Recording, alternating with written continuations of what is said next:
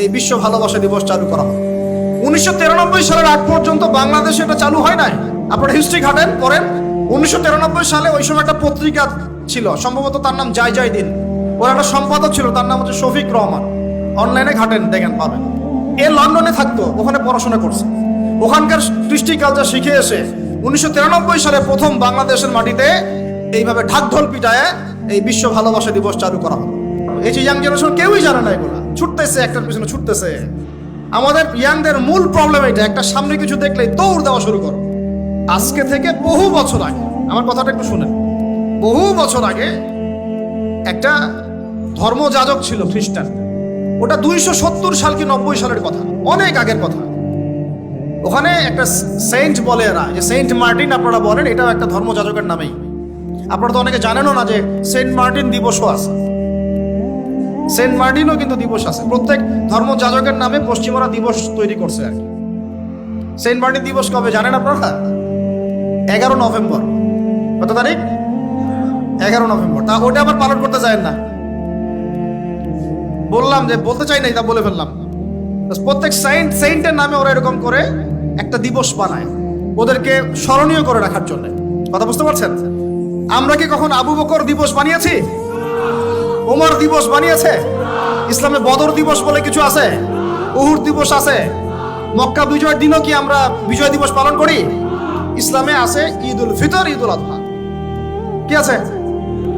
ঈদ উল ফিতর, ঈদ উল আজহা আছে। আমাদের আশুরা আছে, মুহররম আছে, ওখানে ইবাদত আছে।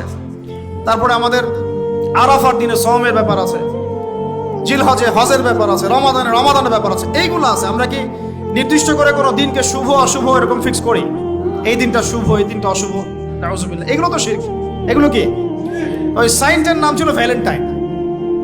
ও নিজে ছিল একজন চরিত্রহীন, ছোট ছোট মেয়েদেরকে ফুসলিয়ে ফাসলিয়ে বিছানায় নিত আর কি। এবং ওটাকে সে বৈধতা দেওয়ার চেষ্টা করত। ওদের জেনারেশন, ওদের প্রজন্ম তো এরকমই, দেখেন না আপনারা পশ্চিমে, ওদের ওখানে, ওদের তো ফ্রি সেক্সের দেশ। কি বলে? ফ্রি সেক্সের দেশ, মানে যে যার সাথে ইচ্ছা সেক্স করতে পারে। এখানে বৈবাহিক সম্পর্ক করে সেক্স করতে হবে জরুরি না। ওখানে যে যা, এটা বাক স্বাধীনতা, ওদের ব্যক্তি স্বাধীনতা। ইচ্ছা হইলে একজন মদ খাইলো, গিয়ে রাত কাটাইলো, কোনো সমস্যা নাই। ইচ্ছা হইলো একটা ছেলের সাথে রাত কাটাইলো, কোনো সমস্যা নাই। ইচ্ছা হইলো একটা হিজড়ার সাথে রাত কাটায়, কোনো সমস্যা নাই।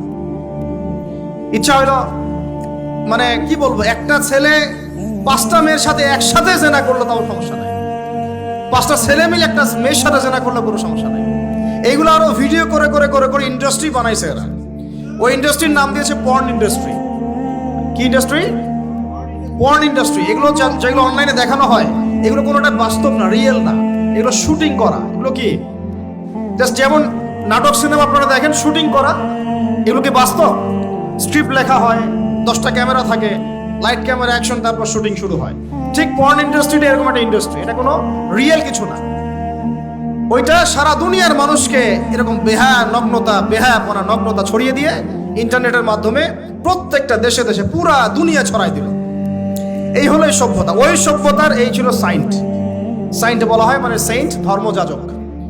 জেনা করত, এর বৈধতা দেওয়ার চেষ্টা করত। তো ওই সময়ে যে রাষ্ট্রপ্রধান ছিল, ওর নাম সম্ভবত ক্ল্যাডিয়াস না কি জানি হবে, আমার মনে নাই, অনেকদিন আগের পর।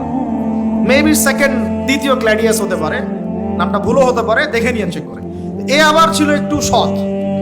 এ দেখছে না, এগুলো তো চলবে না, এরকম ধর্মের নাম দিয়ে আপনি মেয়েদের সাথে এরকম করবেন, কি বলে, নষ্টামি করবেন, এগুলো চলবে না। ওকে ধরে জেলখানায় ঢুকাইছে।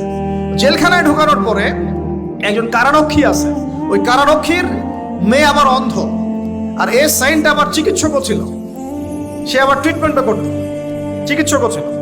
তো সে চিকিৎসা করে করে ওই মেয়েটার চোখ কিছুটা ভালো করে দেয়। পরে ওই মেয়ের সাথেও আবার জেনায় লিপ্ত হয়। এরপরে একে ফাঁসি দেওয়া হয়। এরও প্রায় 200 বছর পরে, 400 মনে হয় 90 সাল কি 93 সালের দিকে এসে ওই পরের জেনারেশনের কোন এক রাজা, ওর নামও বলে গেছে, এটা মনে রাখতেও চাই না, আসলে মনে রাখার বিষয়ও না। সে এসে ওই দিবসটাকে চালু করলো, যে সে একটা খুব বড় মস্ত প্রেমিক ছিল, মহাপুরুষ ছিল, মহাপ্রেমিক ছিল, তাকে স্মরণ করে রাখা উচিত, স্মরণীয় করে রাখা উচিত। ওই সময় থেকে যে 14 ফেব্রুয়ারি ভ্যালেন্টাইন্স ডে চালু হয়েছে। এরপরে ইউরোপের মধ্যে, শোনেন, ইউরোপের মধ্যে কয়েকটা দেশ ছাড়া কেউ এটাকে গ্রহণ করে নাই। ইতালিতে এই ঘটনাটা ঘটছে, স্বয়ং ফ্রান্সও এটা অনেক সময় গ্রহণ করে নাই। ফ্রান্সে 1779 সালের দিকে 1779 সালের দিকে ফ্রান্স সরকার এটাকে নিষিদ্ধ করছিল। ওরাই মানে নাই, অস্ট্রিয়া হাঙ্গেরি মানে নাই, জার্মানি মানে নাই। এরা বলছে এইসব নষ্টামি আবার দিবস পালন করার কি আছে। ওরা কিন্তু মুসলিম ছিল না, অমুসলিম, তারাই মানে নাই। তারপরে মধ্যপ্রাচ্যের অনেক কান্ট্রি তো মানেই নাই, পাকিস্তানও মানে নাই, ইন্দোনেশিয়াও এটা হারাম ব্যান করছে, অনেক কান্ট্রি এটাকে ব্যান করে দিচ্ছে। শুধু দুইটা কান্ট্রির কথা বলবো, কয়টা বলেন? দুইটা কান্ট্রি, যে দুইটা কান্ট্রি ফিলিস্তিনে ইসরায়েলের পক্ষে কাজ করেছে। কি মিল আছে এখানে আবার একটা, এটা একটা মিস্টেরিয়াস ব্যাপার। যেই দুইটা দেশের প্রত্যক্ষ তত্ত্বাবধানে ফিলিস্তিনের ভূখণ্ডে ইসরায়েলের মতো জারজ রাষ্ট্রের জন্ম হয়েছে, এখনো সাহায্য সহযোগিতা পেট্রোনাইজ করে যাচ্ছে, ওই দুইটা রাষ্ট্র এটাকে জিয়ে রাখছে। একটা নাম ব্রিটেন, ওই যে আপনারা লন্ডন যেতে যান যেখানে, আরেকটা নাম হচ্ছে আমেরিকা। শুধুমাত্র ব্রিটেনই প্রতি বছর প্রায় 100 কোটি পাউন্ড খরচ করে এই দিবসটাকে জিয়ে রাখার জন্য এবং সারা বিশ্বে এটাকে ছড়ায় দেওয়ার জন্য। আর কত শুনবেন, এগুলো বলতে থাকলে এগুলো নিয়েই রাত পার করা যায়। মূল কথাটা হচ্ছে এটা আসলো পশ্চিমা সভ্যতা থেকে, কিন্তু পশ্চিমা সভ্যতার অনেক বড় বড় রাষ্ট্র এটা গ্রহণ করে নাই, গ্রহণ করে নিয়েছে তোমরা যুবক ছেলেরা, যুবতী মেয়েরা গ্রহণ করলা, তোমরা যারা মুসলিম কান্ট্রির ছেলে মেয়েরা গ্রহণ করলা, তোমরা যারা আল্লাহ তোমাদেরকে মুসলিম পরিবারে জন্ম নেওয়ার তৌফিক দিয়েছিলেন গ্রহণ করলো তারা যারা উম্মতে মুহাম্মাদি বলে দাবি করে। চিন্তা করা যায়। আর বাংলাদেশে সুবহানাল্লাহ, বাংলাদেশে এটা কিন্তু ছিল না। 1993 সালের আগ পর্যন্ত এটা ছিল না। কত সাল বলেন? 1993 সালের আগ পর্যন্ত বাংলাদেশে এটা চালু হয় নাই। আপনারা হিস্ট্রি ঘাটেন, পড়েন যে কবে থেকে এটা শুরু হলো। 1993 সালে ওই সময় একটা পত্রিকা ছিল, সম্ভবত তার নাম জয় জয় দিন, নাম শুনছেন? ওর একটা সম্পাদক ছিল, তার নাম হচ্ছে শফিক রহমান। কি রহমান? অনলাইনে ঘাটেন, দেখেন পাবেন। লন্ডনে থাকতো, ওখানে পড়াশোনা করছে, ওখানকার কৃষ্টি কালচার শিখে এসে 1993 সালে প্রথম বাংলাদেশের মাটিতে এইভাবে ঢাকঢোল পিটায় এই বিশ্ব ভালোবাসা দিবস চালু করা হলো, যার মধ্য দিয়ে এই কাজগুলো এখন হচ্ছে। কত সালে? 1993। এই যে ইয়াং জেনারেশন কেউই জানে না, এগুলা ছুটতেছে, একটার পিছনে ছুটতেছে। আমাদের ইয়াংদের মূল প্রবলেম এটা, একটা সামনে কিছু দেখলেই দৌড় দেওয়া শুরু করো, আর দাঁড়াও রে ভাই, দেখো এটা কার, কোত্থেকে আসছে, এর সাথে আমাদের কোনো সম্পর্ক আছে কিনা, এটা আমাদের সংস্কৃতি কিনা, এটা করলে আল্লাহ আবার আমাকে ধরবে কিনা, রসুল আবার আমার উপর রাগ হবে কিনা কিয়ামতের মাঠে, আমার আমল নামে আবার গোনা জমাবে কিনা, এগুলো হিসাব আমি কেমন করে দিব, এই চিন্তা করতে হবে না? তুমি তো ভাই মুসলিম পরিবারের যুবক, মুসলিম পরিবারের যুবতী, তোমাদের দ্বারা তো এটা আশা করা যায় না। অন্যরা করুক, সেটা না হয় আলাদা বিষয়, আমরা ওগুলো দেখতেও চাই না কে কি করে। 1993-তে এটা বাংলাদেশে আসে, আবার বাংলাদেশে আবার ডাবল জাহেলিয়াত আসছে। কিরকম? যেটা আবার অন্য কান্ট্রিতে আসে নাই। বাংলাদেশে এই দিনে আবার আরো একটা দিবস একসাথে, ওটার নাম পহেলা ফাল্গুন। কি নাম বলেন? এই দুইটা মিলে এখন উদযাপন হবে কালকে থেকে। তো এই উদযাপন করতে আপনাদের সাগর পারে সব ভিড় জমায় ফেলছে, হোটেল সব বুকড, 3 গুণ 4 গুণ ভাড়া। মাশাআল্লাহ, আপনারাও তো যারা হোটেল মালিক আছেন এই সুযোগ লুফে নিচ্ছেন। হ্যাঁ, ব্যবসা বেশি হবে, তারপরে খাওয়া দাওয়ার হোটেলের প্রাইস বেশি হবে। শোনেন, একটা হারামকে কেন্দ্র করে যা কিছু অর্জন করবেন সব হারাম। একটা হারামকে কেন্দ্র করে যা কিছু অর্জন করবেন আপনি, সবই হারাম। বরং এখন আপনার বলা উচিত ছিল, ইমানদার হলে, আমার হোটেল আজকে বন্ধ, আমি এই দিবস উপলক্ষে ভাড়া দিই না। সাগরের সামনে তারা এগুলো করতেছে, সাগরের এক একটা ঢেউ এটা সাক্ষী থাকতেছে। এই সাগরের এক একটা ঢেউ, যে ঢেউ আল্লাহর হুকুমে আসে, আল্লাহর হুকুমে চলে। আপনি ইমানদার মানুষ, আল্লাহর বান্দা, আল্লাহর মুমিন বান্দা, আপনার জন্য আল্লাহ সাগরের তলদেশে অসংখ্য নিয়ামত রিজিক দিয়ে দিয়েছেন, আমাদের জন্য দিয়েছেন, ওকে আমাদের অনুগত করে দিয়েছেন। দাঁড়ান আপনি তার সামনে, ও বিনয়ের সাথে আপনার পা ধুয়ে দিবে। সাগর বিনয়ের সাথে আপনার কি করবে?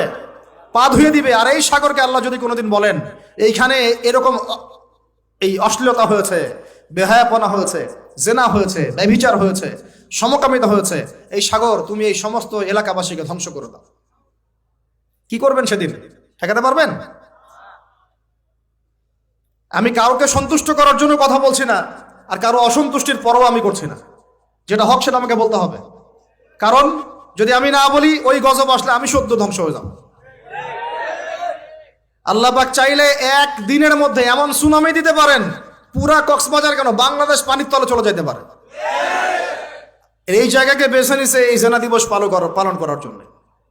চিন্তা করেন কার ক্যারেক্টার, কার আদর্শ এটা ফলো করতেছে। আল্লাহ পাক কোরআনে বলেছেন, লাকাদ কানা লাকুম ফি রাসূলিল্লাহি উসওয়াতুন হাসানা, তোমাদের মধ্যে আল্লাহর নবী মুহাম্মদ সাল্লাল্লাহু আলাইহি ওয়াসাল্লামের মধ্যেই আছে সর্বোত্তম আদর্শ। আর এই দিবস পালনের মধ্য দিয়ে আপনারা ওই সেন্ট ভ্যালেন্টাইন্স ওর আদর্শ ফলো করতেছেন। বলি নাউযুবিল্লাহ। হাদিসে নবীজি বলছেন, আল মারউ মা'a মান আহাব, যে যাকে ভালোবাসবে। অন্য হাদিসে আসছে যে কম যার সাদৃশ্য অনুসরণ করবে তার সাথেই তার হাসর হবে। তাহলে আপনারা তার সাথে হাসরের প্রিপারেশন নিতে থাকেন। কার সাথে হাসর করতে চান চিন্তা করা যায়। আনাস রাদিয়াল্লাহু আনহু বলতেন যে আমি আল্লাহর নবীকে ভালোবাসি, আমি আবু বকরকে ভালোবাসি, আমি ওমরকে ভালোবাসি রাদিয়াল্লাহু আনহুম আজমাইন। যদিও আমার আমল তাদের মতো নয়, তারপরে আমি আশা করি এই ভালোবাসার খাতিরে আল্লাহ তাদের সাথে আমাকে হাসর করাবেন।